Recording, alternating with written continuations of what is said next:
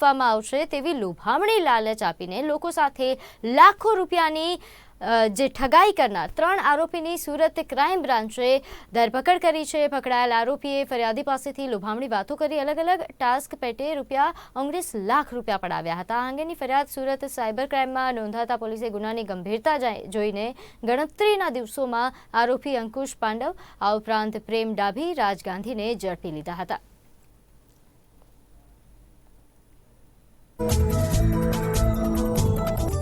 संयुक्त police commissioner sir crime branch Surat शहर तथा नायब police commissioner sir crime branch Surat शहરની સૂચનાથી સુરતના લોકોને સિટીઝન્સને સાયબર ફ્રોડ કરતા ગુનેગારોની વિરુદ્ધ ગુનો નોંધી એમને પકડી પાડવા સૂચના આપવામાં આવેલ હતી, જે અંતર્ગત સાયબર ક્રાઇમ પોલીસ સ્ટેશનની અંદર ગુના નંબર 44 નોંધવામાં આવેલ।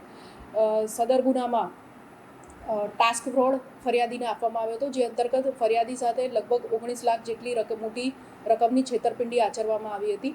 એમાં ફરિયાદીને અલગ અલગ પ્રકારના ટાસ્ક આપવામાં આવ્યા હતા, જેમાં મોડેલિંગના ફોટાને એમ રિવ્યૂ કરવા માટે એમને એક લિંક મોકલવામાં આવી હતી અને એના બદલામાં એમને સારું એવું કમિશન મળશે એ પ્રકારની લાલચ આપવામાં આવી હતી। શરૂઆતમાં ફરિયાદીને 2450 જેટલા રૂપિયા એમને કમિશન આપીને એમને લાલચ આપીને લગભગ ત્યાર પછી અલગ અલગ બહાના હેઠળ 19,79,550 રૂપિયા જેટલી રકમ એમની પાસેથી ટાસ્ક ફ્રોડના ઓથા હેઠળ પડાવવામાં આવેલ હતી।